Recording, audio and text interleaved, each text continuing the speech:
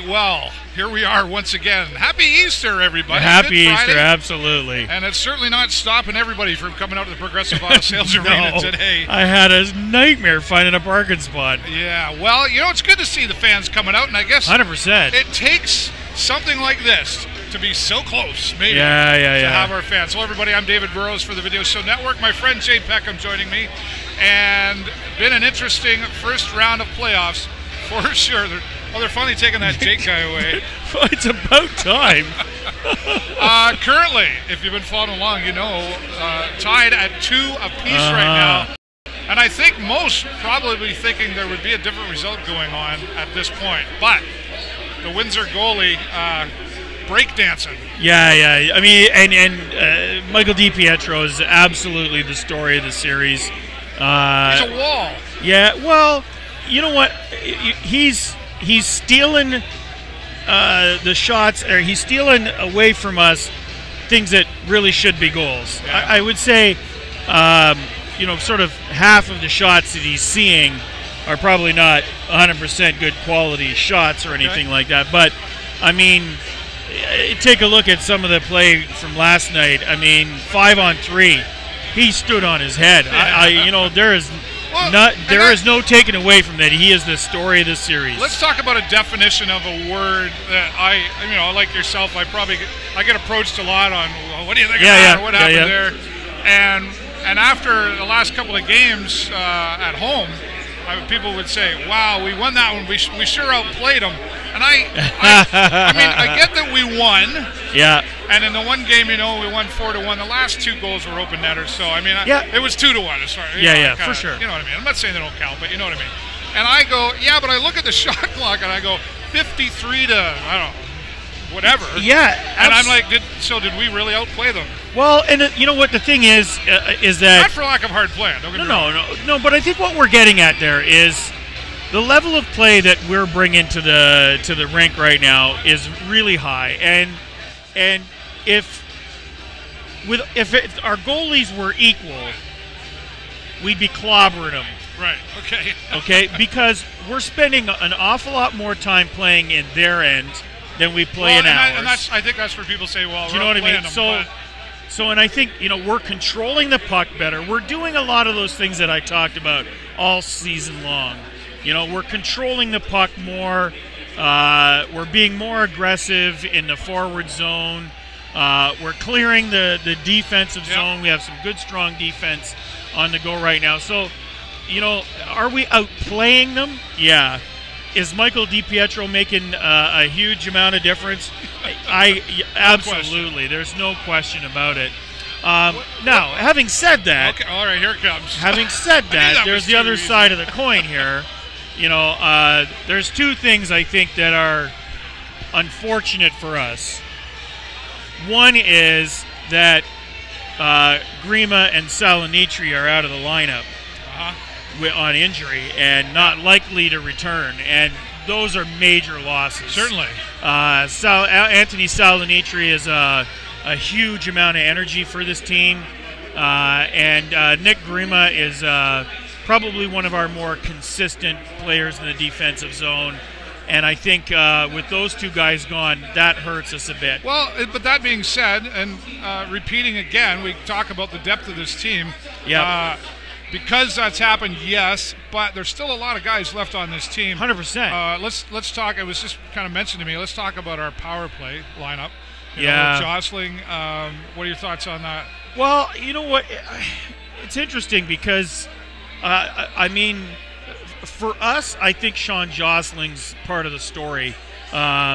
Because, I mean, here's a kid who's stepped up in a big way, and he's made a really significant impact on our game. I think he could fit in a bunch of different places that we may or may not be already playing him to the best of our ability. I'd like to see more of him because I think every line he's on is outstanding. So, I mean, I'm a big fan. Yeah. Okay. The other thing we got to look at too is.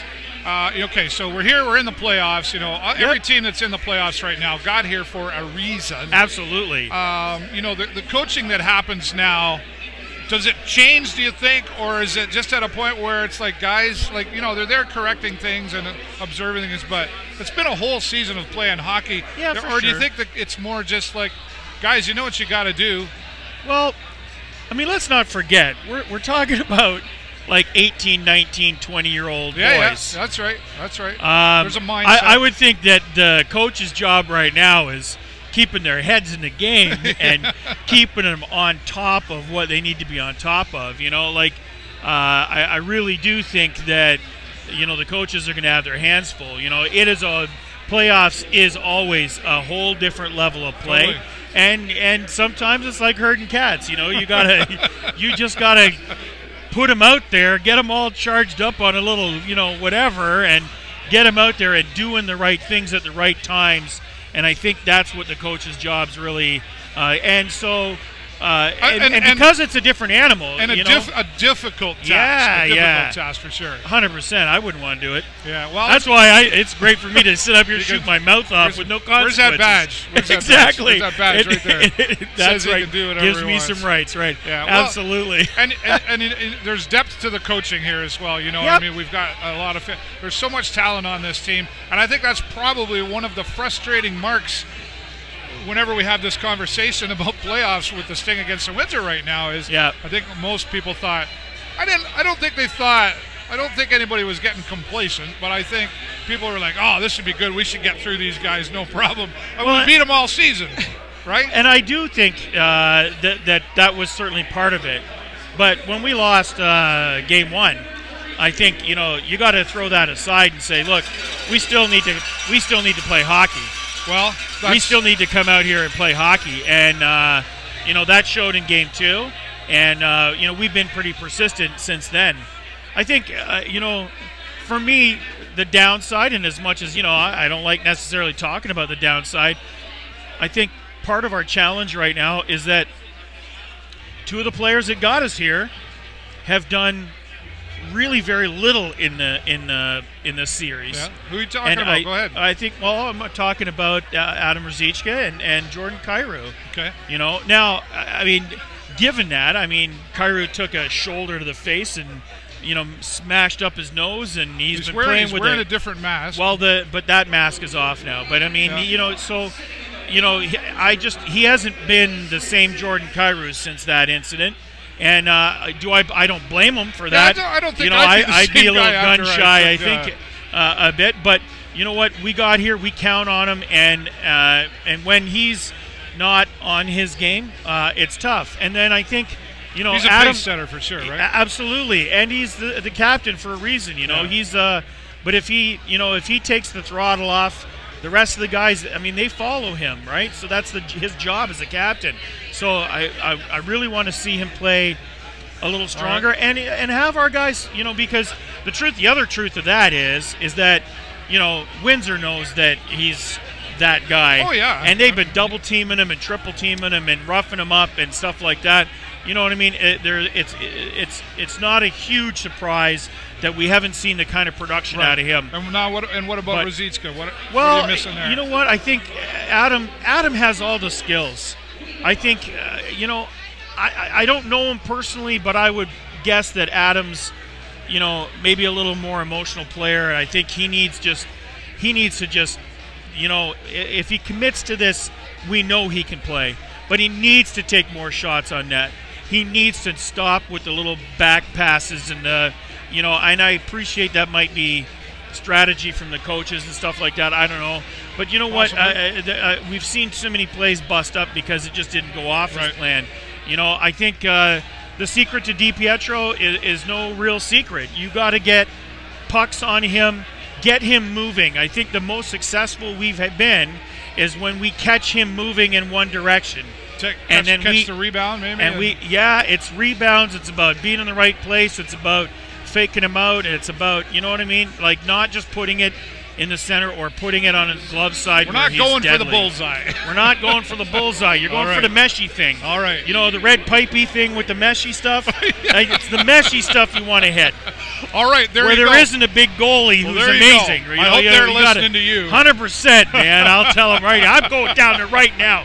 Tell him what meshy thing. That's the thing. The meshy thing. All right. Yep. Well, there's the mushy meshy guy. Yeah, and, that's great. No, I hear where you're coming from there, and I guess we'll find out tonight here at first period. They're gonna come out strong first. Right away. Our At Sting updates guy has been pretty hard on those two. I gotta say.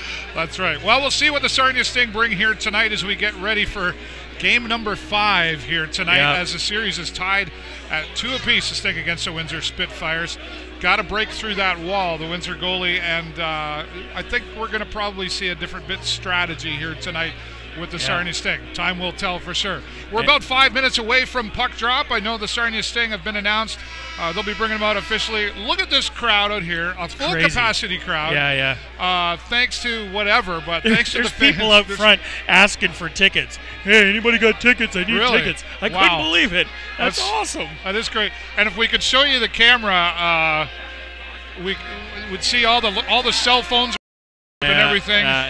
And they're starting to show some more of the Sarnia Sting here. Justin Fazio, of course, starting in goal again tonight. We will keep you updated. I'm not sure who we're going to have here first period. I don't know. We just might let you be here every period. Oh, for crying out loud. You know what? I think that's what we'll do. Maybe I'll feel special. Let's do that. You want to come back first period? All right. We'll come back first period. It's Jay Peckham night. Woohoo! With the Sarnia Sting. And I want to give a shout out. I don't know if they're watching, but we left our Easter dinner. My son's here, our director, producer, Jason.